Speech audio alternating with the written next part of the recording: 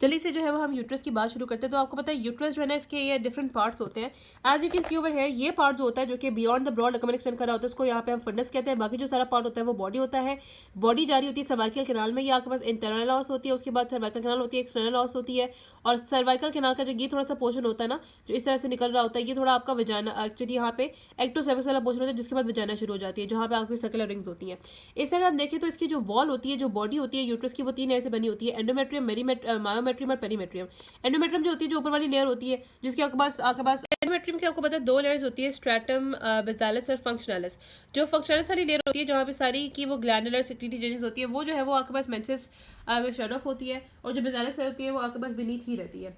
ठीक है, अब हम बात करते हैं कि जो एंडोमेट्रियम की हिस्टोलॉजी होती है ना, आपको पता है कि ये जो एंडोमेट्रियम है, इसमें जो डिफरेंट चेंजेस आते हैं वो आपके पास डिफरेंट सेक्स स्टेरॉइड्स की वजह से होते हैं, जो कि पिट्यूटरी से रिलीज होते हैं, फिर उसके बाद वो आके हाइपोथैलेमस है, उसके बाद पिट्यूटरी से रिलीज होता है, एफएसएच एलएच है, वो सारे उसमें जो है वो डिफरेंट चेंजेस जो है वो प्रोड्यूस करा रहे होते हैं।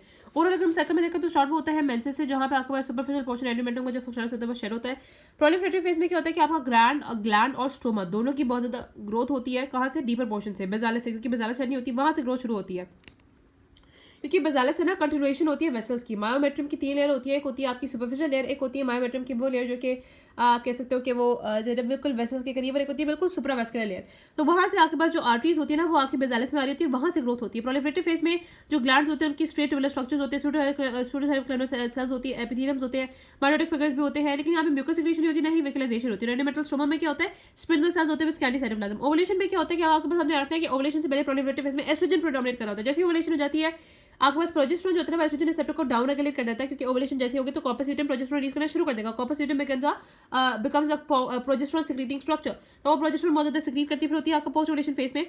आपके पास जो है ना वो दूसरा फेज आता है, जिसमें आपके पास क्या होता है कि सिक्रीटरी वैक्यूल्स बनना शुरू हो जाते हैं, सिक्रीशन बहुत ज्यादा बनती है, सिक्रीटरी एक्टिविटी 3rd वीक में बहुत ज्यादा माउंट होती है, 4th वीक में तो इतनी ज्यादा होती है कि आपके पास यहाँ पे टॉर्चुअस सेरेटेड अपीयरेंस की तरह के आपको यहाँ पे सॉटोस की तरह के आपको ग्लैंड्स नजर आते हैं, सिक्रीटरी एग्जॉशन मिलती है। और जो फर्दर लेटर चेंजेस होते हैं उसमें क्या होता है कि वही स्पाइरल आर्टेरियोल्स बहुत ज्यादा प्रोमिनेंट हो जाती है, और आपके ग्राउंड सब्सटेंस एडीमा, वो कहते हैं कि ग्राउंड सब्सटेंस बढ़ जाता है, स्ट्रोमल सेल्स में एडीमा भी हो जाता है, स्ट्रोमल सेल हाइपरट्रोफी भी होती है, और वहाँ पे इओसिनोफिलिक साइटोप्लाज्म भी बढ़ जाता है, जिसको हम यहाँ पे ना प्री डेसिडुअल चेंज कहते हैं। साथ ही साथ वहाँ पे न्यूट्रोफिल्स और कुछ लिम्फोसाइट्स भी आ जाते हैं। और उसके बाद क्या होता है कि ये सारा जो होता है ना, जैसे जैसे डिसोल्यूशन होती है कॉर्पस ल्यूटेम की, तो ये जो पूरा प्रोजेस्टेरोन का लेवल होता है ये कम होता है, तो ये फंक्शनल्स की जो होती है वो डिजेनरेट करती है, और आपके पास ब्लीडिंग जो है वो शुरू हो जाती है। ठीक है, आपको पता है इस समय हमने ये बताया कि एस्ट्रोजन आती है, और एस्ट्रोजन जो है ना वो आके एस्ट्रोजन जो है ना वो स्ट्रोमल और ग्लैंडुलर दोनों कॉम्पोनेंट को बढ़ाती है। कैसे? जब एस्ट्रोजन आके स्ट्रोमल कॉम्पोनेंट पे एक्ट करती है तो उसके जैसे बहुत ज्यादा ग्रोथ फैक्टर रिलीज होते हैं, जैसे आपके पास insulin growth factor, metabolic growth factor, जिसकी वजह से ग्लैंड्स भी जो है वो प्रोलिफरेट करता है, और ये सारी चीजें चलती रहती है। अब यहाँ पे हमने कहा कि जब प्रोजेस्टेरोन डाउन रेगुलेट करता है एस्ट्रोजन के रिसेप्टर को, तो एंडोमेट्रियम जो दोबारा ग्रो करता है तो एंडोमेट्रियल स्टेम सेल से ग्रो करता है। तो एंडोमेट्रियल के जो कैंसर्स होते हैं, या फिर कुछ एंडोमेट्रियम होते हैं ना आपके, कुछ एंडोमेट्रियम दूसरे मैसेज होते हैं, तो वो भी इन स्टेम सेल से ही बनते हैं। अब कुछ ब्लीडिंग होती है, अगर कोई ब्लीडिंग आप होता है ना, एक तो ये ब्लीडिंग होगी जो कि बड़ी नॉर्मल रेगुलेटेड ब्लीडिंग होती है, क्योंकि हमने बताया कि आपके पास पहले जो एंडोमेट्रियम की जो लेयर होती है, दोनों लेयर जो आपके पास बेसालिस और फंक्शनलिस है, वो प्रोलिफरेट करती है, फिर वो डिफरेंशिएट करती है, फिर वो शेड करती है। ये तो आपके पास एक नॉर्मल ब्लीडिंग होती है। लेकिन जो एबनॉर्मल स्ट्रक्चरल किसी में विदाउट एनी स्ट्रक्चरल एबनॉर्मलिटी जो ब्लीडिंग होती है, उसको हम यहाँ पे जो है ना वो एबनॉर्मल ब्लीडिंग कहते हैं। उसके डिफरेंट कॉजेज होते हैं। याद सब देखते हैं। सबसे पहले आपके पास प्यूबर्टी पे क्या होता है? प्यूबर्टी पे क्या हो गया? अगर आपके पास प्रिकॉकियस प्यूबर्टी हो गया, टाइम से पहले हो गई है, जो कि ओवरियन या पिट्यूटरी यानी कि आपको पता है हाइपोथैलेमस की वजह से हो गया, तो उसमें ऑब्वियसली नॉर्मल मेंस्ट्रुअल साइकिल ही होगा, लेकिन वो टाइम से पहले हो गई है, तो प्रिकॉकियस प्यूबर्टी बन सकता है। एडोलेसेंस में रखो यहाँ पे कि ए से एनोवुलेटरी साइकिल्स की वजह से, और सी से आपके पास कॉग्निशन एनोवलिटीज की वजह से। रिप्रोडक्टिव एज में remember the mnemonic causes of, ठीक है ना, कॉजेज ऑफ यहाँ पे आपको यहाँ पे कॉजेस ऑफ, यहाँ पे जो है ना वो एबनॉर्मल, कॉजेस ऑफ एबनॉर्मल, इसको यहाँ पे कॉजेस ऑफ एबनॉर्मल ब्लीडिंग, कार्डो सैरो यहाँ पे कॉज के कॉजेस ऑफ एबनॉर्मल जो है ना वो डेडली जो है ना वो ब्लीडिंग, ओ माय गॉड। ठीक है, तो यहाँ पे आपके पास सी से आ जाएगा कॉम्प्लिकेशन ऑफ प्रेगनेंसी, जिसमें अबॉर्शन है या ट्रोफोब्लास्टिक डिजीज या एक्टोपिक प्रेगनेंसी। आपको पता है, सबको पता होगा कि अबॉर्शन में तो ब्लीडिंग होती है। इसके अलावा एनाटोमिकल लीजन में कोई लियोमायोमा है, या एडिनोमायोसिस है, ग्लैंड या मसल का प्रॉब्लम है, पोलिप्स है, कोई एंडोमेट्रियल हाइपरप्लेजिया कार्सिनोमा है, या डिसफंक्शनल यूट्रल ब्लीडिंग है, या एनोवुलेटरी साइकिल्स है, या ओवुलेटरी डिसफंक्शनल ब्लीडिंग है, जिसमें आपके पास इनएडिक्वेट यूट्रल फेज है, तो उसमें भी आपके पास यहाँ पे ब्लीडिंग हो सकती है। फिर पेरीमेनोपॉजल, मेनोपॉज के अराउंड ना एनोवुलेटरी साइकिल बड़ा कॉमन हो जाता है। एनाटोमिकल लीजन में वही आपको पता है कि जो है ना वो जो यूट्रस होती है उसमें ऑलरेडी बहुत ज्यादा चेंज की, जैसे कार्सिनोमा, हाइपरप्लेजिया, पोलिप्स हो सकता है। इसके बाद डिसफंक्शनल यूट्रल ब्लीडिंग भी कॉज हो सकती है। और पोस्ट मेनोपॉज में again anatomically carcinoma, hyperplasia, polyp तो होते रहते हैं, क्योंकि आपके पास अब यहाँ पे ऑब्वियसली पूरी जो है ना वो लाइफ में एक जो है वो फीमेल जो है वो इतना कुछ सफर करती है एपिथेलियम शेड करती है, दोबारा ग्रो करती है, तो ये सारी चीज़ें, और उसके बाद एंडोमेट्रियल एट्रोफी भी हो सकती है। अब एनोवुलेटरी साइकिल्स क्या होता है कि आपके पास बाज़ औक़ात क्या रखना है कि इसमें ना ओव्यूलेशन प्रेशर नहीं होती है। ये क्यों होता है? ये कुछ शुरू में, अब देखो जो है ना, आपको पता है कि जब कोई काम स्टार्ट होता है, जैसे अगर इसकी भी बात करें मेंस्ट्रुएशन की, जब ये स्टार्ट होती है और जब ये एंड होने लगती है, तो ऑब्वियसली इसमें कुछ ना कुछ खामियां जो है ना वो आना शुरू हो जाती है। जब शुरू में आपके पास एफएसएच इतना ज़्यादा, ल्यूटेनाइजिंग हार्मोन इतना ज़्यादा उसकी सर्ज नहीं होती है, ना ही एंड पे होती है इतनी, तो ओव्यूलेशन नहीं होती। इसके कॉजेज आपके जैसे एंडोक्राइन डिसऑर्डर भी हो सकते हैं। ये आपको पता है ना, मेनार्की और पेरीमोजल पेन में ज़्यादा कॉमन है, लेकिन इसके कॉजेज में एंडोक्राइन डिसऑर्डर भी हो सकते हैं, जैसे आपके पास थायराइड डिजीज है, या पिट्यूटरी ट्यूमर है, या एड्रिनल है। ओवेरियन में भी हो सकते हैं, कोई फंक्शनल ओवेरियन ट्यूमर है, जैसे ग्रैनुलोसा सेल ट्यूमर है, जो उसकी वजह से एस्ट्रोजन प्रोजेस्टेरोन बढ़ रहा होता है, तो ल्यूटेनाइजिंग हार्मोन को ज़्यादा बढ़ने नहीं देते। इसके अलावा कोई पॉलीसिस्टिक ओवेरियन डिजीज है, या फिर जनरलाइज आपके पास ऐसी ओबेसिटी है, या फिर आपका कोई क्रॉनिक सिस्टेमिक डिजीज है, मालन्यूट्रिशन है, तो ओवुलेशन नहीं होती, तो इसकी वजह से एंडोमेट्रियल स्टिमुलेशन जो है वो नहीं होती। और एंडोमेट्रियल स्टिमुलेशन होती रहती है, वो आपके पास प्रोजेस्टेरोन से अपोज नहीं होती, तो आपकी प्रोलिफरेटिव चेंजेस होते रहते हैं, ठीक है। और इसके वजह से क्या होता है कि ग्लैंड्स में सिस्टिक डायलेटेशन हो जाती है, that usually resolve due to the subsequent जो है ना वो ओव्यूलेटरी साइकिल। और लेकिन उसके बाद जो है ना वो ब्लीडिंग जो है ना वो खुद ब खुद भी हो जाती है, बीच में ही भी शुरू हो जाती है। फिर आप एंडोमेट्रियल बायोप्सी करते हैं तो आपको पता चलता है कि वहाँ पे आपको जो है ना वो स्ट्रोमल कंडेंसेशन मिल रही है, इओसिनोफिलिक एपिथेलियल मेटाप्लेसिया मिल रहा है, लेकिन आपको सिक्रीटरी चेंजेस नहीं मिलते, और जो प्री डेसिडुअल चेंजेस थे वो नहीं मिलते। तो आपको पता चलता है कि जब प्रोजेस्टेरोन तो था ही नहीं, तो फिर आपको पता चलता है कि यहाँ पे एनोवुलेटरी साइकिल्स थे, ठीक है। बाकी आपको पता है मोस्ट कॉमनली एंडोमेट्रियल में इस केस में आपको स्टूडियो सर्टिफाइड कोलमनर एपिथेलियम्स और ग्लैंड्स नजर आते हैं, और इसके अलावा मल्टीपल फिगर्स भी मिलते हैं। इन्फ्लेमेटरी डिजीज़ की बात करें तो हम स्टार्ट करते हैं एंडोमेट्रियम की इन्फ्लेमेशन से, ठीक है। अक्यूट कब ही होता है? यूजुअली जो अक्यूट ही होता है ये तब होता है जब आफ्टर डिलीवरी या आफ्टर मिसकैरेज ही होता है, और इसका जो प्री डिस्पोजिंग फैक्टर होता है वो होता है रिटेन्ड प्रोडक्ट ऑफ कंसेप्शन। आपके पास प्लेसेंटा का कोई कंपोनेंट या कंसेप्शन का कोई भी कंपोनेंट अगर रह जाता है, तो उसकी वजह से वहाँ पे इन्फ्लेमेशन होती है। ऑर्गेनिज्म वहाँ पे ग्रुप ए हेमोलिटिक स्ट्रेप्टोकोकाई या स्टेफ्लोकोकाई हो सकते हैं, ठीक है। आपको वहाँ पे इन्फ्लेमेटरी रिस्पांस मिलता है, आपको neutrophils, macrophages, lymphocytes, acute inflammation के जितने भी सेल्स होते हैं वो नजर आते हैं। चीफली स्टोमा को लिमिटेड होता है, नॉन स्पेसिफिक सा रिस्पांस होता है। और इसकी ट्रीटमेंट क्या कर सकते हो कि आप जो है वो गैस्ट्रेशन प्रोडक्ट को रिमूव करो क्यूरेटेज से, या फिर एंटीबायोटिक थेरेपी में दें। क्रॉनिक जो है, क्रॉनिक की अगर हम बात करें तो it can be because of the chronic pelvic inflammatory disease, ठीक है, जो कि यूजुअली आपको पता है कि ये भी आपके नाइजीरिया की वजह से ज़्यादातर होता है, नाइजीरिया की वजह से या क्लेमिडिया की वजह से, ठीक है। अच्छा, इसके अलावा अगेन रिटेन गेस्टेशनल इशू है, पोस्टमार्टम या पोस्ट अबॉर्शन, कोई इंट्रायूट्रल कंसेप्शन डिवाइस होता है, या फिर ट्यूबरकुलोसिस की वजह से, जो कि मिलरी स्प्रेड से यहाँ पे टीबी आ गया है आपकी एंडोमेट्रियम में, या फिर ट्यूबरकुलस सेल्पिंगाइटिस था और वहाँ से वो ड्रेन होकर आ गया। लेकिन जो टीबी होता है वो हाई इनकम कंट्रीज में इतना कॉमन नहीं होता, ऑब्वियसली जो लो सोसाइटीज होती है उनमें ज़्यादा कॉमन होता है। इसके आप डायग्नोसिस कैसे करोगे? अक्यूट इन्फ्लेमेशन के सेल आपके न्यूट्रोफिल्स होते हैं, क्रॉनिक इन्फ्लेमेशन में अगर आपको स्ट्रोमा में प्लाज्मा सेल्स और लिम्फोइड फॉलिकल्स नजर आ गए तो वो क्रॉनिक इन्फ्लेमेशन होती है, ठीक है।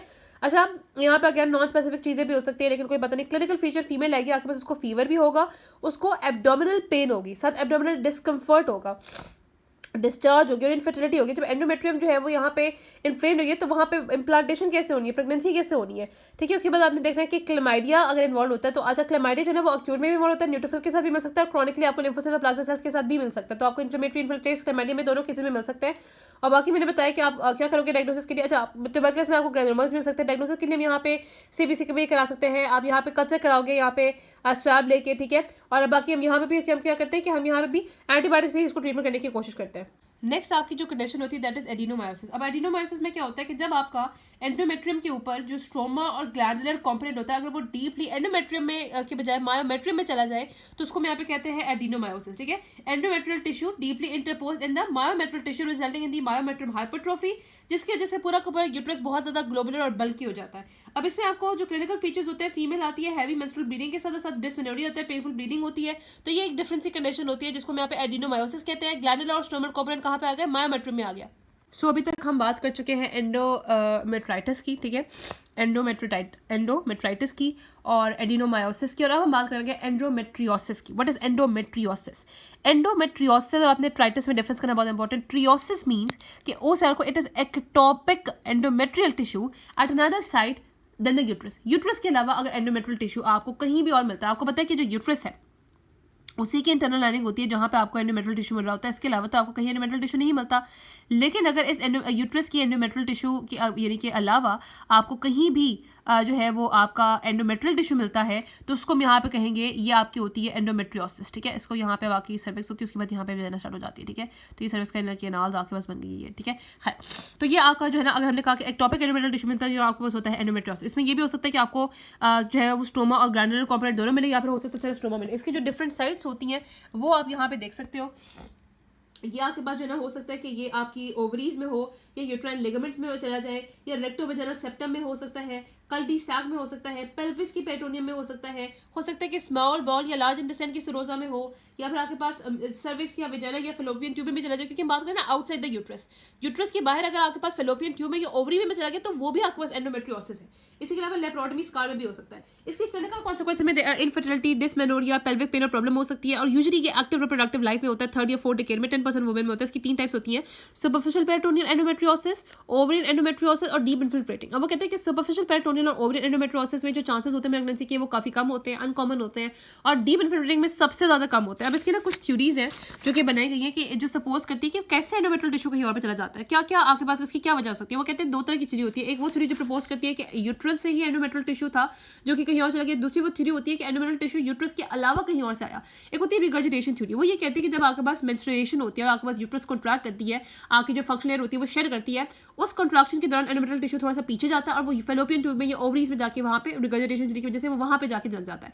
दूसरी होती है आपकी बिनाइन मेटास्टेटिक थ्योरी, जिसमें वो कहते हैं कि लिम्फ नोड या ब्लड वेसल्स के थ्रू एंडोमेट्रियल टिश्यू स्प्रेड करके कहीं और ब्रेन लग गया, लिवर में चला गया। फिर होती है मेटाप्लास्टिक थ्योरी। न्यूमनी वो कहते हैं कि आपको पता है कि आपकी जो हमने कहा था ना कि मलेरियन डक्ट्स थी जो कि अल्टीमेटली मलेरियन डक्ट्स थी जो कि आपके पास बनाती हैं जो है ना, वो हमने जो सिनोमिक एपिथेलियम होती है, जो आपको पता है सिनोमिक होती है कैविटीज, तो आपकी पेल्विक और जो जीआईटी के एपिथेलियम है, जो मेसोथेलियम होती है, वहाँ पे उसमें मेटाप्लेजिया हो जाए, वो एंडोमेट्रियल टिश्यू में कन्वर्ट हो जाए, तो उसको यहाँ पे हम मेटाप्लास्टिक कहते हैं। यूजुअली ये भी हो सकता है अगर mesonephric remnants which will give rise to the endometrial tissue वो भी अगर रह जाते हैं तो उसकी वजह से भी जो है ना आपके पास एंडोमेट्रियम जो है वो ऑब्वियसली एंडोमेट्रियोसिस हो सकता है। लास्ट में बताएं कि अगर आपके पास बोन मैरो के अंदर जो स्टेम सेल्स, जो प्रोजेनेटर सेल्स एक्स्ट्रा यूट्रन से बाहर है ना, वही स्टेम सेल या प्रोजेनेटर सेल बोन मैरो के लेवल पे ही एंडोमेट्रियल टिश्यू में कन्वर्ट हो जाए, फिर वो आगे कहीं और डिपॉजिट हो, तो उसको भी हम एंडोमेट्रियोसिस कहते हैं। तो you have regurgitation theory, benign metastatic theory, neoplastic theory और extra uterine progenitor stem cell theory. अब ये जो रिट्रोग्रेड मेंस्ट्रुएशन होती है फेलोपियन ट्यूब में जो चला जाता है रिगर्जिटेशन थ्योरी की, तो वो कहते हैं ये बड़ा कॉमन है, ठीक है, काफ़ी दफ़ा जो है ना भाई ये हो जाता है। लेकिन इससे ये कैसे एक्सप्लेन हो सकता है कि जो एमेनोरिक वुमेन है उनमें कैसे जो है वो एंडोमेट्रियोसिस हो रही है, या फिर कुछ लोगों में मेन अगर किसी भी वजह से वो एस्ट्रोजन बहुत ज़्यादा ले रहे हैं तो उनमें वो कहते हैं कि फॉर एग्जांपल हमने कहा ना कि वो हाई एस्ट्रोजन ले रहे हैं प्रोस्टेट कैंसर के लिए खासतौर पे, तो उनमें भी एंडोमेट्रियोसिस जो है वो होना शुरू हो जाती है। सिमिलरली हमने कहा कि डिस्टेंट मेटास्टेसिस कैसे होती है, लंग बोन और ब्रेन में एंडोमेट्रियोसिस कैसे हो जाता है, तो रिगर्जिटेशन थ्योरी इन सबको एक्सप्लेन नहीं कर सकती। अब अगर हम बात करें तो आपके ये जो एंडोमेट्रियोटिक इम्प्लांट्स होते हैं ना, ये क्या करते हैं कि ये नॉर्मल एंडोमेट्रियम से डिफरेंट होता है कि ये वहाँ पर रिलीज करने लगते हैं ये पैथोजेनेसिस में है कि वहाँ पे जाके प्रो इन्फ्लेमेटरी और एंडोजेनिक सब्सटेंस रिलीज करते हैं, जैसे प्रोस्टाग्लैंडिन E2 जो है वो सबसे इंपॉर्टेंट है, ठीक है, जिसकी वजह से आगे हम देखेंगे कि इसको ट्रीटमेंट में हम एनसेज भी दे सकते हैं ताकि प्रोस्टाग्लैंडिन बने ना। इसके अलावा आपके पास TNF alpha, interleukin 1 beta, interleukin 6, interleukin 8, MMPs, TIMPs, VEGF and NGF, ठीक है, ये सारे जितने भी फैक्टर्स होते हैं, कुछ ऐसे होता है कि इन्फ्लेमेटरी साइटोकाइन्स की वजह से वहाँ पे मैक्रोफेज रिक्रूट होते हैं और कुछ चीज़ें जो है वो खुद रिलीज़ कर रहे होते हैं। ये सारी जो भी चीज़ें होती हैं ये आपने याद रखना है कि आपके पास ये इसलिए यहाँ पे एंडोमेट्रियल टिश्यू जो है ना वो अपनी ब्लड वेसल्स अपनी सप्लाई को भी बढ़ा देता है एंजियोजेनिक फैक्टर के थ्रू, और मैट्रिक्स बनाने अपने एक्स्ट्रा सेलुलर मैट्रिक्स को मॉडिफाई भी करता है, यानी कि वो एक इंडिपेंडेंट टिश्यू बनने की कोशिश करता है कि जो मेटास्टेटिक ट्यूमर की तरह जो अपनी ब्लड सप्लाई भी मेंटेन कर रहा है और अपने मैट्रिक्स को भी मेंटेन कर रहा है। दूसरा यही जो टिश्यू होता है वो आपके पास ईस्ट्रोजन और रेटिनोइक एसिड प्रोडक्शन जो है ना वो बहुत ज़्यादा करने लगता है। जो ईस्ट्रोजन होती है वो उस एंडोमेट्रियल टिश्यू के सर्वाइवल को जो है वो यकीनी बना देती है, ठीक है, क्योंकि अच्छा ईस्ट्रोजन कैसे, क्योंकि वो जो पार्ट होता है वो एरोमेटेज बहुत ज़्यादा एक्सप्रेस करने लगता है। ये जो स्टेरोडोजेनिक एंजाइम एरोमेटेज होता है वो आपके टेस्टोस्टेरोन को और जितने भी जो दूसरे तरह के एंड्रोजन होते हैं उनको ईस्ट्रोजन में कन्वर्ट करता है, ठीक है। इसकी वजह से ऑब्वियसली एंडोमेट्रियल टिश्यू की सर्वाइवल परसिस्टेंस जो है वो बढ़ जाती है। और सिमिलरली वो कहते हैं कि आपके पास जो प्रोस्टाग्लैंडिन E2 होता है वो भी देखा गया है। एक तो यहाँ पे ईस्ट्रोजन की कैसे प्रोडक्शन बढ़ती है एरोमेटेज की वजह से, नंबर 1 वो कहते हैं कि प्रोस्टाग्लैंडिन E2 जो है ना वो भी इसकी प्रोडक्शन बढ़ाता है। नंबर 3 एक और चीज़ है कि आपके पास एक एपिजेनेटिक ऑल्टरेशन होती है DNA मेथाइलेशन, उसकी वजह से भी वो जो सेल्स होते हैं वो एस्ट्रोजन को रिस्पॉन्सिव भी बहुत ज़्यादा हो जाते हैं। दूसरी चीज़ ये कि जब ये रेटिनोइक एसिड प्रोडक्शन करते हैं तो रेटिनोइक एसिड जो प्रोडक्शन है वो एपिथेलियल सेल के सर्वाइवल को बढ़ा देता है, ठीक है। और ये चीज़ नहीं है कि आपके पास जब ये जो सारी जितनी भी चीज़ें हो रही है कि जिसमें आपके पास एस्ट्रोजन बहुत ज़्यादा बढ़ा है, क्यों बढ़ा है, क्योंकि एरोमेटेज ज़्यादा वो प्रोडक्शन हो रही है, प्रोस्टाग्लैंडिन E2 उसकी प्रोडक्शन करा रही है, या एपिजेनेटिक ऑल्टरेशन हो रही है, रेटिनोइक एसिड की प्रोडक्शन, ये सारी चीज़ें अगर आपके पास एंडोमेट्रियोसिस में होती है तो कुछ हद तक ये चीज़ें उसी पेशेंट की जो नॉर्मल एंडोमेट्रियम है उसमें भी प्रेजेंट होती है, सजेस्टिंग कि फंडामेंटल डिफेक्ट एंडोमेट्रियम में ही है। अच्छा, अब आप खुद सोचो कि ये एंडोमेट्रियल टिश्यू जो है ना वो कोई साजिश कर रहा है, पहले इसने अपने जो है ना वो अपने आप को बड़ा ग्रो किया, अपने जो है ना क्या किया कि इसने वहाँ पे इन्फ्लेमेटरी और प्रो एंजियोजेनिक सब्सटेंसेस बनाए ताकि इसकी वेसल सप्लाई अच्छी हो, इसकी जो एंडोमेट्रियम है, जो स्ट्रोमा है, जो है ना वो इसका बड़ा उसकी रीमॉडलिंग हो। फिर उसने क्या किया कि इसने अपनी सर्वाइवल को फर्दर बेहतर किया, परसिस्टेंस उसने अपनी दिखाई, एस्ट्रोजन प्रोडक्शन करा के, रेटिनोइक एसिड प्रोड्यूस करा के, जो कि इसके एपिथेलियल टिश्यू को भी सपोर्ट करता था। तो इसकी साजिश क्या थी कि एक्चुअली मैं ये यहाँ पे कैंसर डेवलप करना चाह रहा था। आहिस्ता आहिस्ता हमने देखा कि जो डीप इन्फिल्ट्रेटिंग टाइप होती है ना उसमें देखा गया है कि म्यूटेशन आने लगती है ट्यूमर सप्रेसर जीन्स में, ऑन्को जीन्स में। कौन कौन सी? KRAS में, PIK3CA में, PPP2R1A में और इसके अलावा ARID1A में, इन सब में म्यूटेशन देखी गई, ठीक है। और वो कहते हैं कि यही म्यूटेशन होती है जो कि इसकी वजह से कैंसर डायरेक्टली तो डेवलप नहीं करता, लेकिन पहले क्या होता है कि डीप इन्फिल्ट्रेटिंग टाइप का एक लोकली एग्रेसिव बिहेवियर होता है। लेकिन एसोसिएशन बिल्कुल है, क्योंकि एंडोमेट्रोसिस की association is seen in studies with the endometrioid type and clear cell type of the ovarian cancers. और कैसे पता चला? और इवन कि इसमें ये होता है कि जिन फीमेल्स में एंडोमेट्रोसिस होती है, ओवरियन कैंसर का रिस्क 3 टाइम ज़्यादा हो जाता है। और ये हमें कैसे कन्फर्म हुआ कि एंडोमेट्रोसिस की वजह से हुआ? क्योंकि वो आपके पास जेनेटिक ऑल्ट्रेशन या म्यूटेशन जो कि एंडोमेट्रोटिक टिश्यू में मिलती है, वही आपको ओवरियन कैंसर के केस में भी मिल जाती है, supporting the pathogenic role of these driver mutation in the pre malignant and the malignant lesion of the ovarian cancers. अब आप ये याद रखो कि जो एंडोमेट्रोटिक लीजन्स होती है ना, उनकी मॉर्फोलॉजी क्या होती है। नंबर 1 आपने चीज़ याद रखनी है कि ये आपके पास ना ब्लीडिंग यहाँ पे होती है एक्सट्रिंसिक ओवरियन साइकिल के रिस्पांस में भी, जो आपका ओवरी में चल रहा होता है, और जो अगर हार्मोनल स्टिमुलेशन होती है उसकी रिस्पांस में भी ब्लीडिंग होती है। और जब भी ब्लीडिंग होगी तो स्किन के बीनीथ रेड, ब्लू या येलो ब्राउन कलर का एक यहाँ पे जो है ना मोड्यूल बन जाएगा, जो कि म्यूकोजल या सिरोजल सर्फेस में at the size of environment आपको उसके बीनीथ नजर आएगा। ये नंबर 1 पॉइंट हो गया। नंबर 2 आपने बताना है कि वाइड स्प्रेड अगर अब बहुत ज़्यादा हेमरेज होता है तो उसकी वजह से वो ऑर्गेनाइज जब करेगा ना तो आप एक्सटेंसिव फाइब्रोसिस होती है, जिसकी वजह से एडिशन बन जाती है between the tubes and ovaries और पाउच ऑफ डॉक्टर्स ऑब्लेटेट कर जाता है। नंबर 3 आपने ये बताना है कि ओवरीज के अंदर जो है ना वो डिस्टॉर्टेड हो जाती है, क्योंकि इसमें लार्ज सिस्टिक मासेस बनते हैं। क्यों? सिस्टिक मासेस के अंदर प्रीवियस हेमरेज की वजह से ब्राउन कलर का फ्लूइड आ जाता है, तो कि 3 से 5 सेंटीमीटर के होते हैं, उसको आप चॉकलेट से यहाँ पर एंडोमेट्रियोमास कहते हैं। और लास्टली डीप इन्फिल्ट्रेटिंग जो एंडोमेट्रोसिस होती है उसकी वजह से भी फाइब्रोसिस हो सकती है। अब इसकी जो डायग्नोसिस होती है वो इसमें बेस करती है, वो कभी कभी मुश्किल हो जाती है। अगर लॉन्ग स्टैंडर्ड केस में सेकेंडरी फाइब्रोसिस हो जाए तो पता नहीं चलता वो कौन सा टिश्यू था, लेकिन आप डायग्नोसिस इस बेस पर करते हैं कि आपको ग्लैंडुलर और स्ट्रोमा दोनों मिलता है। अगर आपको सिर्फ स्ट्रोमा मिलता है तो ये बहुत रेयर केस होता है। अगर सिर्फ ग्लैंड का कॉम्पोनेंट मिल रहा है तो आप कोई और क्लिनिकल रैमिफिकेशन यानी कि आप एंडोसल्फाइड भी सस्पेक्ट कर सकते हो। कि यू कैन सी ओवर है, ये आपको चॉकलेट से नज़र आ रही है। इसमें ऑब्वियसली हमने बताया कि ये थिक टैरी चॉकलेट कलर फ्लूइड होता है जिसमें हीमोसिडरेट होता है प्रीवियस इंट्राओवरियन हेमरेज की वजह से, और ये इंडिकेटिव होता है कि आपके पास कोई बहुत एक्सटेंसिव पेल्विक या फिर जो है ना वो आपकी डिजीज़ जो है मार्कर होता है एक्सटेंसिव पेल्विक अंडरस्टैंड डिजीज़ का। अच्छा, अब वो कहते हैं कि जो एटिपिकल एंडोमेट्रोसिस है ये मोस्ट ऑफ द टाइम जो कि कैंसर की प्रिकर्सर रीजन होती है, ये 2 तरह की हो सकती है। एक वो जिसमें जो एंडोमेट्रियम सिस्ट है ना उसको जो एपिथेलियम लाइन कर रही है उसमें एटिपिया होना शुरू हो गया। दूसरी वो है कि जिसमें आपके पास ग्लैंडुलर कॉम्पोनेंट बहुत ज़्यादा बढ़ गया है, ग्लैंडुलर क्राउडिंग हो गई है, लेकिन अगेन उसमें आपके पास एपिथेलियल का एटिपिया भी है, और साथ क्या होगा कि कॉम्प्लेक्स एपिथेलियल हाइपरप्लेसिया की तरह की सिचुएशन है। तो एक में क्या है कि सिर्फ आपको एंडोमेट्रियल सिस्ट की लाइनिंग ऑफ एपिथेलियम में एटिपिया नजर आ रहा है, दूसरे में आपको एपिथेलियल एटिपिया है बट उसमें ग्लैंडुलर क्राउडिंग बहुत ज़्यादा नजर आ रही है। तो ये दोनों एटिपिकल एंडोमेट्रोसिस कैंसर को लीड कर सकती है। क्लिनिकल फीचर में यहाँ पे क्या होगा कि there would be dysmenorrhoea, painful menstruation and dyspareunia, pain in the intercourse, ठीक है। इसके अलावा पेल्विक पेन भी होगी, इंट्रा ऑब्वियसली पेल्विक ब्लड की वजह से भी, और दूसरा आपके पास ना पेरी यूट्राइन अगर एडिशन हो जाती है तो उसकी वजह से भी ब्लीडिंग होती है। मेंस्ट्रुअल इरेगुलरिटीज़ और इनफर्टिलिटी काफ़ी कॉमन होती है इन केसेस में, ठीक है, एंडोमेट्रोसिस के केसेस में। और ऑब्वियसली कैंसर डेवलप करने का भी रिस्क होता है क्योंकि एट्रिस का एपिथेलियम वहाँ पे बड़ी होती है, मैंने बताया था ना एटिपिया वहाँ पे होता है। अच्छा, एडिनोमायोसिस की हमने ऑलरेडी बात कर ली है, दोबारा से देख लेते हैं कि अगर एंडोमेट्रियल टिश्यू के अंदर एंडोमेट्रियल टिश्यू जो है वो यूट्राइन वॉल मायोमेट्रियम के अंदर उसके आपको नेस्ट ऑफ सेल्स मिल रहे हैं, स्मूथ मसल फेसिकल्स के अंदर आपको एंडोमेट्रियल टिश्यू का स्ट्रोमा या ग्लैंडुलर कॉम्पोनेंट या दोनों में से कोई एक मिल रहा है, तो उसको हम यहाँ पे कहते हैं एडिनोमायोसिस, जो कि 20% ऑफ यूट्रस में प्रेजेंट होता है। यहाँ भी जो सिम्टम होते हैं वो मीनोमेट्रोरेजिया यानी कि heavy irregular bleeding, colic with dysmenorrhoea, dyspareunia होता है, पेल्विक पेन होती है खासतौर पे प्रीमेंस्ट्रुअल पीरियड में, यानी कि ऑलमोस्ट वही चीज़ें होंगी, ठीक है। और इसमें भी ना ये एंडोमेट्रोसिस के साथ कोएग्जिस्ट भी कर सकता है। Okay, let's have a look on the pictures now. अब ये आपको नजर आ रही है, ये प्रोलिफरेटिव फेस है, साथ इसमें माइटोसिस हो रही है ग्लैंड के अंदर, एंडोमेट्रियम में, ओवरी में, ठीक है। ये हम मेंस्ट्रुअल साइकिल की बात कर रहे हैं। फिर ये आपको नजर आ रहा है, अब ये आपका सेक्रेटरी फेज है जहाँ पे आपको सब न्यूक्लियर वैक्यूल्स नजर आ रहे हैं, ठीक है। वैक्यूल्स बनना आपको सेक्रेटरी फेज में नजर आते हैं। नेक्स्ट ये आपकी जो वो फेज है जहाँ पे secretory exhaustion, late secretory phase है, सेक्रेटरी एग्जॉस्शन प्रेजेंट है, साथ आपको प्री डेसिडुअल चेंजेस भी इस फेज में ही नजर आ रहे होते हैं, ग्लाइकोजन डेपोजिशन नजर आ रही है, ठीक है। और लास्ट में आपको ये नजर आ रही है, ये मेंस्ट्रुअल एंडोमेट्रियम होती है जहाँ पे स्ट्रोमा जो है वो आपका ब्रेक डाउन हो रहा है, ठीक है। Here you can see this is the endometriosis picture जहाँ पे आपको कोलोन में क्यूबिक हो जाए, ये आपको सारे ग्लैंड नजर आ रहे हैं, ये एंडोमेट्रियल ग्लैंड है, ठीक है। यहाँ पे हाई मैग्निफिकेशन में आप देख सकते हो कि आपका कोलोन का स्ट्रोमा, लेकिन यहाँ पे आपको एंडोमेट्रियल ग्लैंड नजर आता है। दिस इज द एंडोमेट्रियोसिस, ठीक है। एंडोमेट्रियोसिस पिक्चर जो कि आपको यहाँ पे और यहाँ पे नजर आ रही है। Endometrial hyperplasia is again one of the important cause of the abnormal bleeding, और एक ऐसी कंडीशन है जो हम प्री कैंसरस कह सकते हैं, क्योंकि obviously it will set a fertile soil for the carcinoma to develop. तो इसमें क्या होता है कि आपके पास एंडोमेट्रियम की एबनॉर्मल प्रोलिफरेशन होती है, there is more proliferation of the glandular component as that of the stromal component, and increase gland to stroma ratio हो जाती है as compare with the normal proliferative epithelium. Normally epithelium proliferate करती है, आपको पता है कि जब हर मेंस्ट्रुअल साइकिल में आपकी एंडोमेट्रियम की जो सुपरफिशियल लेयर होती है वो शेड ऑफ होती है, तो वो दोबारा बनती है। सिमिलरली प्रेगनेंसी में जब आपके पास कॉर्पस ल्यूटियम जो है वो जब आपके पास ओवुलेशन हो जाती है और जो प्लेसेंटा है वो भी प्रोजेस्टेरोन रिलीज करना शुरू हो जाता है, तो फिर तो बहुत देर तक आपके पास एंडोमेट्रियम की हाइपरट्रोफी होती रहती है। लेकिन आपके पास ये एबनॉर्मल हम की बात करें, ठीक है, एबनॉर्मली क्या होता है कि शुरू में तो कोई ऐसा सिर्फ ये होता है कि एक मैलिग्नेंट पोटेंशियल जरूर होता है, लेकिन आहिस्ता आहिस्ता जो है ना वो ड्राइवर म्यूटेशन एक्वायर्ड होकर हाइपरप्लेसिया ही कार्सिनोमा में डील करता है। और ये क्यों होगा? एंडोमेट्रियल हाइपरप्लेसिया तब होता है जब एस्ट्रोजन स्टिमुलेशन बहुत ज़्यादा हो, जैसे एनोवुलेटरी साइकिल्स में। एनोवुलेटरी साइकिल में नॉर्मली आपको पता है कि जब आपके पास प्यूबर्टी में एफएसएच रिलीज होता है वो आपके फॉलिकल्स को स्टिमुलेट कराता है। फॉलिकल स्टिमुलेट होते हैं तो फॉलिकल जो ओवरीज होती है वो एस्ट्रोजन रिलीज करती है। जो ओवरियन फॉलिकल में ग्रैनुलोसा सेल्स होते हैं वो एस्ट्रोजन रिलीज करती है, वही एस्ट्रोजन होती है जो कि आगे से फिर लुटेनाइजिंग हार्मोन को पॉजिटिव फीडबैक देती है।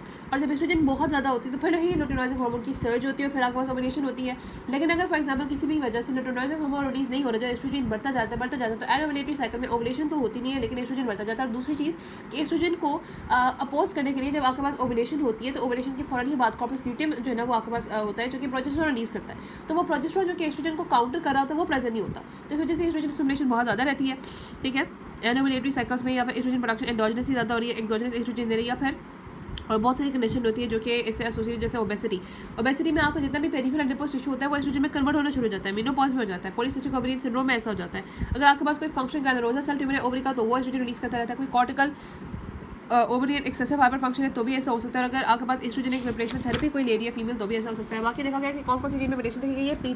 P10 नॉर्मली आपको पता है कि it is a negative regulator. ये ना एक इनकोड करते हैं लिपिड फॉस्फेटेज को, जो कि नेगेटिव रेगुलर होता है ऑफ द फॉस्फेटिडाइनोसिटोल 3 काइनेज, जो कि P10 होता है, PIK3CH होता है ना, जो कि आपके पास ग्रोथ सिग्नलिंग को प्रमोट कर रहा होता है। तब इस P10 की यानी कि इनहिबिशन हो जाती है तो ये जो ग्रोथ होती है वो बहुत ज़्यादा हो जाती है। 20% ऑफ द केस में आपके पास हाइपरप्लेसिया में ये म्यूटेशन देखी गई है, 30-80% ऑफ द केसेस में आपके पास कार्सिनोमास में ये म्यूटेशन देखी गई है। इवन के काउडन सिंड्रोम होता है उसमें भी जर्मिनेंट P10 में म्यूटेशन होती है, तो उसमें भी एंडोमेट्रियल कार्सिनोमा का जो रिस्क होता है वो बहुत ज़्यादा होता है। ठीक है, और ब्रेस्ट कैंसर का भी रिस्क ज़्यादा होता है। तो क्योंकि आपके पास यहाँ पे इसकी वजह से ये होता है कि जो भी एस्ट्रोजन जाके ऐड करता है एस्ट्रोजन रिस्पॉन्सिव टिश्यू में तो वो बहुत ज़्यादा ग्रो करता है। मॉर्फोलॉजी देखें ना तो ये दो तरह के आपके पास हो सकते हैं, विद एटिपिया और विदाउट एटिपिया। जो विदाउट एटिपिया होता है उसमें टिपिकल हाइपरप्लेसिया होता है, वाइड आपके पास ग्लैंड टू स्ट्रोमल बहुत ज़्यादा हो जाती है, ग्लैंड में वेरिएशन इन साइज होती है, डायलेटेड हो जाते हैं, एडेनोकार्सिनोमा का आपको लगता है। और अगर आपके पास एस्ट्रोजन को विड्रॉ कर लीजिए तो वहाँ पे सिस्टिक एट्रोफी भी हो जाती है। इसकी ट्रीटमेंट हम ये कर सकते हैं जो कि विदाउट एटिपिया है, तो सिंपली हम यहाँ पे अगर प्रोजेस्टेरोन भी दे दें ना बाइस एस्ट्रोजन को अपोज करने के लिए, एंटी एस्ट्रोजन वगैरह दे दें तो यहाँ पे जो है उसको कंट्रोल किया जा सकता है। लेकिन नेक्स्ट आपके पास होता है एटिपिकल टाइप। जो एटिपिकल वाला होता है उसमें आपके पास सेल्स में कॉम्प्लेक्स पैटर्न ऑफ ग्रोथ होती है, कॉम्प्लेक्स ग्रोथ की प्रोलिफरेशन होती है। न्यूक्लियर एटिपिया यहाँ पे होता है, जो ग्लैंड्स की ब्राउचिंग स्ट्रक्चर्स की आउटलाइन है वो बहुत ज़्यादा कॉम्प्लेक्स होती है। और इवन कि अगर आप देखो अच्छा यहाँ पे सेल में जो है ना जो नॉर्मल परपेंडिकुलर ओरिएंटेशन होता है बेस मेम्ब्रेन की रिस्पॉन्डेंट वो भी खत्म हो जाती है, यानी कि बेसल पोलैरिटी लॉस हो जाती है। न्यूक्लियर के अंदर क्रोमैटिन बिल्कुल ओपन कर जाता है, ओपन वेसिकुलर क्रोमैटिन हो जाता है और आपके पास वो कंस्पिशियस न्यूक्लियोलाई जो है उनके प्रेजेंट होते हैं। ठीक है, और हम ये भी कह सकते हैं कि जो एटिपिकल हाइपरप्लेसिया होता है ना, जिसको हम यहाँ पे एंडोमेट्रियल इंट्रा एपिथेलियल न्यूप्लेसिया भी कह सकते हैं, it is the precursor region of the endometrioid type of the endometrial cancer. ठीक है, तो ये भी आपने बता दिया। इसकी ट्रीटमेंट में बेटर ये होता है कि आप हिस्टेरेक्टमी कर दो। Okay, moving towards endometrial hyperplasia, ये आप देख सकते हो जो पहली पिक्चर होती है यहाँ पे आपको नजर आ रही है कि टिपिकल हाइपरप्लेसिया है, ये माइल्ड ग्लैंडुलर क्राउडिंग है, सिस्टिक डायलिटेशन होती है। अब यहाँ पे वही हाइपरप्लेसिया ज़्यादा बढ़ गया है। ठीक है, बैक टू बैक ग्लैंड नजर आ रहे हैं, साइकोलॉजिकल फीचर्स वही प्रोलिफरेटिव की तरह है, क्राउडिंग और भी ज़्यादा हो गई है। नेक्स्ट अब यहाँ पे ना आपको एटिपिया मिलने लगा है, यहाँ पे ग्लैंडुलर क्राउडिंग है अगेन और भी ज़्यादा, लेकिन आपको cells with the atypical features मिलने लगे और यहाँ पे आपको फर्दर एटिपिकल फीचर्स प्रोमिनेंट है।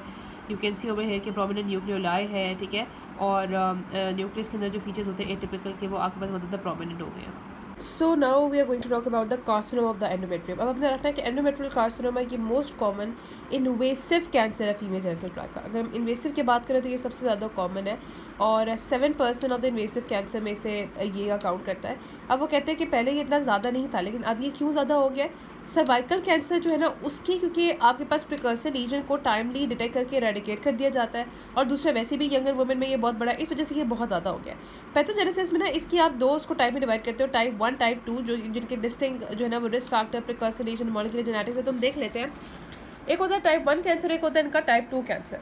अगर हम एज की बात करें तो टाइप 1 यूजुअली 55 to 45 ईयर्स होता है, जो टाइप 2 होता है वो 65 to 75 ईयर्स ऑफ एज में होता है। टाइप 2 याद रखोगे सारा कुछ ओल्ड एज में होता है, ओल्ड एज से रिलेटेड याद रखोगे तो आपको सारा कुछ जो है ना वो काफ़ी हद तक याद होगा। अब यहाँ पे आपको पता है ये थोड़ी सी प्री मेनोपॉजल की एज और ये पोस्ट मेनोपॉजल की एज है। क्लिनिकल सेटिंग में देखें टाइप 1 में मोस्ट ऑफ द टाइम आपने रखना है कि जो मेन चीज़ होती है ना वो होती है अनअपोज्ड ईस्ट्रोजन। ईस्ट्रोजन बहुत ज़्यादा, बहुत सारे वो फैक्टर्स जिसमें ईस्ट्रोजन अनअपोज होता है, जिसमें आपके पास अर्ली मेनार्की, लेट मेनोपॉज और जो है ना वो आपके पास ये एस्ट्रोजन रिप्लेसमेंट थेरेपी, ये सारा कुछ आ जाता है। इसके अलावा it is also associated with obesity, hypertension, diabetes. और यहाँ पे एट्रोफी होती है यूट्रस की और फिजिक यूजुअली थिन होती है। मॉर्फोलॉजी की बात करें तो type 1 usually endometrioid type of cancer होता है। Endometrioid is actually glandular. और जो टाइप 2 होता है वो सीरस भी हो सकता है, क्लियर सेल भी हो सकता है, मिक्स मिलेनियन भी हो सकता है। आगे हम देखेंगे जो मिक्स मिलेनियन होता है उसमें आपके पास कार्सिनोसार्कोमा यानी कि आपके पास एपिथेलियल कॉम्पोनेंट भी होता है और मेसेंकाइमल कॉम्पोनेंट भी हो जाएगा। प्रिकर्सर में आपके पास टाइप 1 यूजुअली ना एटिपिकल एंडोमेट्रियल हाइपरप्लेजिया के बाद होता है, जबकि type 2 usually serous endometrial intraepithelial carcinoma के बाद होता है। म्यूटेशन अगर हम देखें तो काफ़ी ज़्यादा वास्ट म्यूटेशन है। टाइप 1 में मेन जो होती है ना वो P10 की होती है, लेकिन इसके अलावा आप देखोगे ARAT1A की भी है, PIK3CA की भी है, KRAS की भी है, MSI की। ये सारी वो म्यूटेशन है जो कि एवेंचुअली PI3 के एक्ट पाथवे को बढ़ाती है। और PI3 के एक्ट पाथवे वो होता है जो कि cell survival, growth, signalling, proliferation को रिस्पॉन्सिबल होता है एस्ट्रोजन के अनएक्सपोज एक्शन की वजह से। और टाइप 2 में मेनली जो होती है वो TP53 म्यूटेशन होती है और इसी वजह से टाइप 2 बहुत ज़्यादा खतरनाक होता है, क्योंकि TP53 म्यूटेशन जो होती है ना, जितने भी आपके पास मोस्टली 50% आपके जो पोरली डिफरेंशिएटेड कैंसर्स होते हैं उनमें यही म्यूटेशन होती है। यानी कि टाइप 2 हमेशा खतरनाक होगा, इसमें पोर डिफरेंशिएशन ही होगी। अगर हम ग्रेड की बात करें यूजुअली इसमें ग्रेड 1 2 होता है, यहाँ पे ग्रेड 3 4 होता है। ये इंडोलेंट होता है, लिम्फेटिक से स्प्रेड करता है। जो 2 होता है वो लिम्फेटिक से भी स्प्रेड करता है, इंट्रापेरिटोनियल भी स्प्रेड करता है। प्रोग्नोसिस इसकी ठीक होती है लेकिन इसकी पुअर होती है। अच्छा, इसके अलावा ना हम यहाँ पे इन ट्यूमर्स को मॉलिक्यूलर सबटाइप्स में भी डिवाइड कर सकते हैं, ठीक है।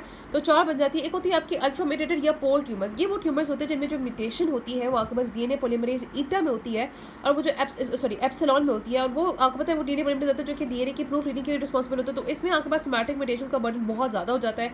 सेकंड होता है हाइपरम्यूटेटेड MSI, माइक्रोसैटेलाइट इंस्टेबिलिटी ट्यूमर्स। इनमें जो आपके पास होती है ना, या तो म्यूटेशन होती है, एपिजेनेटिक साइलेंसिंग हो जाती है, मिसमैच रिपेयर जीन्स की, इनमें भी बहुत ज़्यादा म्यूटेशन बर्डन हो जाता है। फिर होता है कॉपी नंबर लो MSS म्यूटेशन, एक होती है copy number high serious like tumours. जो आपके पास सीरियस लाइक ट्यूमर्स है टाइप 2 में, उनमें कॉपी नंबर हाई TP53 की म्यूटेशन होती है, अगेन बहुत ज़्यादा होती है। लेकिन जो कॉपी नंबर लो MSS ट्यूमर होती है, इसमें जो म्यूटेशन होती है वो म्यूटेशन होती है जो कि अप रेगुलेट करती है सिग्नलिंग ऑफ द PI3 के एक्ट पाथवे, ठीक है। अल्टरमेटेड पोल हो गया, हाइपरमेटेड MSI हो गया, कॉपी नंबर लो MSS हो गया और copy number high serious like हो गया, जिसमें TP53 की म्यूटेशन है जो कि आपको टाइप 2 में मिलती है।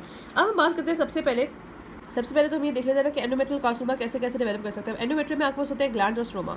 ग्लैंड जो होता है ना, इसमें डेवलप कर सकता है कार्सिनोमा, ठीक है। एपिथेलियल सेल का ट्यूमर है। कार्सिनोमा में आपके पास एंडोमेट्रोइड हो सकता है या सीरस भी हो सकता है, और इनमें हो सकता है कार्सिनोसार्कोमा। जो कार्सिनोसार्कोमा होता है उसमें एक्चुअली होता है क्या कि होते हैं ग्लैंड्स ही है, लेकिन ग्लैंड्स की ना एपिथेलियल टू मेसेंकाइमल ट्रांसफॉर्मेशन होती है, तो थोड़ा सा वहाँ पे हमें सार्कोमा मिल जाता है। यूजुअली यहाँ पे तो स्ट्रोमा नहीं होता है, इनमें थोड़ा सा भी स्ट्रोमा मिल जाता है। फिर जो ग्लैंड स्ट्रोमा से मिलकर बनता है वो होता है एडिनोसार्कोमा। एडिनोसार्कोमा में भी आपकी ग्लैंड्स बिना नहीं रहते, आपका स्ट्रोमा मिलिग्रेंट हो जाता है। और फिर जो प्योरली स्ट्रोमा से राइज करता है वो होता है एंडोमेट्रियल स्ट्रोमल सार्कोमा, ठीक है।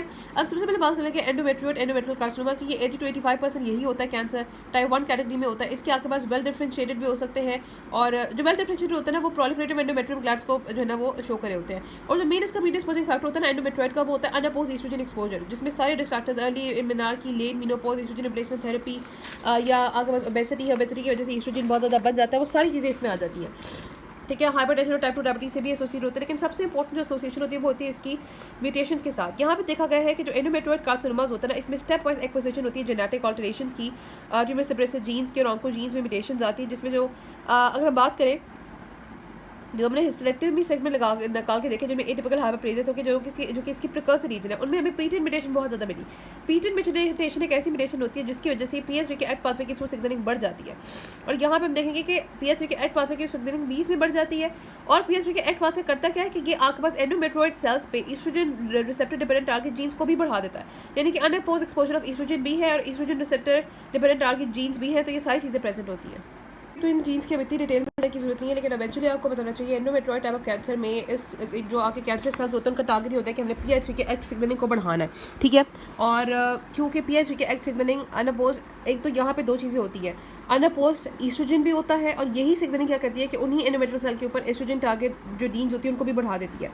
30-80% कैंसर में P10 ट्यूमर में आपके पास जो होता है ना, क्योंकि जो P10 ट्यूमर होता है ना वो नेगेटिव रेगुलेटर होता है PI3 के एक्ट पाथवे का। जब इसमें लॉस ऑफ फंक्शन म्यूटेशन हो जाती है, ट्यूमर सप्रेसिव जीन में लॉस ऑफ फंक्शन ही होगी ना, तो 30-80% ऑफ कैंसर में ये होता है और ये आपके पास पाथवे अपरेगुलेट कर जाता है। फिर एक होती है PIK3CA म्यूटेशन, उसको PIK3CA म्यूटेशन कहते हैं। ये भी आपको पता है कि catalytic subunit of the PI3 के हार्बर करती है। इसमें भी लिमिटेशन आती है 40% एंडोमेट्रियोइड कैंसर में, और वो कहते हैं कि आप ध्यान रखना कि जो PIK3CA म्यूटेशन है ये एटिपिकल हाइपरप्लेजिया में नहीं होती, तो जब ये हार्बर होती है तो यूजुअली मैलिग्नेंट ट्रांसफॉर्मेशन जो है वो हो जाती है, यानी कि कैंसर की तरफ चला जाता है PIK3CA म्यूटेशन। आगे मैं आपको एक फ्लो चार्ट भी दिखाती हूँ।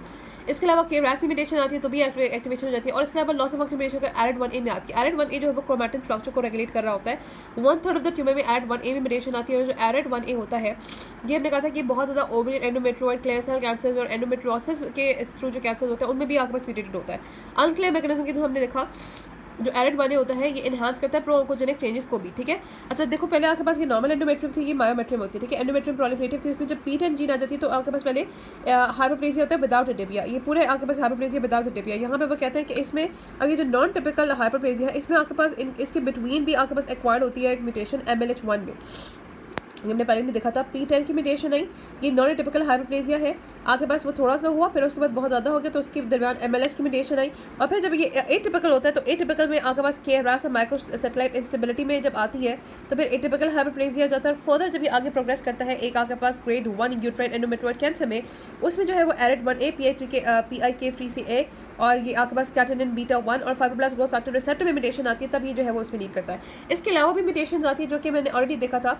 ये जो म्यूटेशन होती है ना वो एक म्यूटेटर फिनोटाइप की जो है ना वो उसको इंक्रीज कर देती है, और एक म्यूटेटर फिनोटाइप की एक्विजिशन ऑफ फर्दर जीन्स की, फर्दर म्यूटेशंस की। तो इसमें आपके पास वही आपके पास 20% ऑफ द टाइम्स स्पोरैडिक जो ट्यूमर्स होते हैं जो खुद ब खुद हो जाते हैं, उनमें मिसमैच रिपेयर में आपके पास जो होता है ना, जो मिसमैच रिपेयर जीन्स है उनमें म्यूटेशन आ जाती है, जो कि बहुत ज़्यादा फीमेल जिनमें लिंच सिंड्रोम होता है, hereditary non polyposis colorectal cancer वाला, जिसको यहाँ पे HNPPCC भी कहते हैं, उनमें आपके पास मिसमैच रिपेयर में आपके पास म्यूटेशन आ जाती है। इसके अलावा कुछ लेस देन 10% में क्या होता है कि वही पोर्न म्यूटेशन आ जाती है, उनमें म्यूटेशन परसेंट बहुत ज़्यादा बढ़ जाता है, और 50% में जो है ना म्यूटेशन होती है TP53 की। और आपके पास जितने भी TP53 में जब भी म्यूटेशन होती है तो वो पोली डिफरेंशिएटेड कार्सिनोमा को ही लीड करता है, जिसकी प्रोग्नोसिस बहुत ज़्यादा पुअर होती है। ग्रॉसली तो आप देखो कि आपके पास ये हो सकता है कि ये सिर्फ आपकी एंडोमेट्रियम के इस पोर्शन को इन्वॉल्व करा हो, फंगेटिंग मैस हो, या फिर ये पूरी एंडोमेट्रियल लाइन को डिफ्यूजली इन्वॉल्व कर दे, या फिर ये स्प्रेड कर जाए आपकी जो है ना वो आप देखो फेलोपियन ट्यूब में या ओवरीज में या सर्विक्स में वजाइना में पूरी जगह पे स्प्रेड कर जाए, ये ग्रॉसिस की जो है ना वो स्प्रेड हो सकती है। So let's talk about the morphology now. ये जो आपका एंडोमेट्रियोइड कैंसर्स होते हैं ना, ये आपके पास या तो हो सकता है कि कोई पोलीप्लॉइड मास की तरह यूट्राइन कैविटी से निकल रहे हो, जैसे कि मैं भी आपको दिखाती हूँ। ये वाला जो आपको नजर आ रहा है ना, ये एक एडिनोकार्सिनोमा होता है, एंडोमेट्रियल एडिनोकार्सिनोमा ऑब्वियसली, जिसको एंडोमेट्रियोइड कैंसर कहते हैं। एडिनोकार्सिनोमा होता है ना क्योंकि ग्लैंडुलर पैटर्न आपको मिलता है, तो ये फंगेटिक मास आपको नजर आ रहा है, फंडस ऑफ यूट्रस है, और वहाँ से आपको फंगेटिक मास नजर आ रहा है, ठीक है, फंगेटिक मास इन दी फंडस ऑफ द यूट्रस, ठीक है, ये वाला होता है। तो या तो ये पोलीप्लॉइड मैस हो सकता है, या फिर ये हो सकता है कि इसने एंडोमेट्रियल की लाइन को ना डिफ्यूजली इन्वॉल्व किया हो। अच्छा, ये स्प्रेड कैसे करता है? पहले मायोमेट्रियम को इन्वेट करता है, फिर वहाँ से डायरेक्टली जिस स्ट्रक्चर के पास जाता है, जैसे आपके पास ये फेलोपियन ट्यूब में चला गया, ओवरी में चला गया, ब्रॉड लिगामेंट में चला जाता है, तो आपको पैल्पेबल मैस मिल जाता है, और ये रीजनल लिम्फ नोड्स में भी जाहिर सी बात जा सकता है, स्प्रेड करके लंग, लिवर, बोन वगैरह में भी जा सकता है। अब यहाँ पे मैंने बताया कि क्योंकि ये एडिनोकार्सिनोमा होता है, ग्लैंडुलर पैटर्न होता है, तो इसकी 3 कैटेगरीज होती है, वेल डिफरेंशिएटेड, मॉडरेटली डिफरेंशिएटेड और पूरी डिफरेंशिएटेड। जो वेल डिफरेंशिएटेड होता है ना, वहाँ पे आपको बाकायदा ग्लैंडुलर पैटर्न मिलता है, एंटायरली वेल फॉर्म ग्लैंड्स मिलते हैं, ये ग्रेड 1 होते हैं, ठीक है, almost completely composed of the glandular pattern, ठीक है।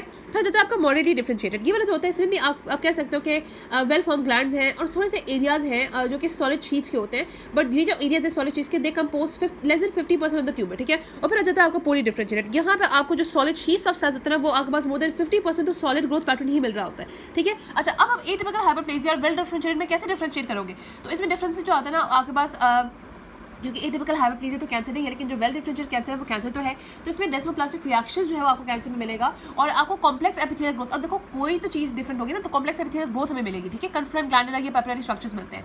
अच्छा, दूसरा दिन बताया कि जब आपके पास DNA पॉलीमरेज E की म्यूटेशन होती है, या आपके पास मिसमैच रिपेयर म्यूटेशन में होती है, तो वहाँ पे आपको इन्फिल्ट्रेटिंग T सेल्स भी मिलते हैं। क्यों? क्योंकि अब आपके पास इन म्यूटेशन की वजह से जो ट्यूमर स्पेसिफिक अमाइनो एसिड्स बनते हैं, ऑब्वियसली वो बन जाते हैं ना, क्योंकि प्रोटीन्स बनती है तो वो बनते हैं, तो उनको न्यू एंटीजन्स कहते हैं, और उसके रिस्पॉन्स में होस्ट एक इम्यून रिस्पॉन्स जो है वो जनरेट करते हैं, जिसमें T सेल्स वहाँ पे आते हैं।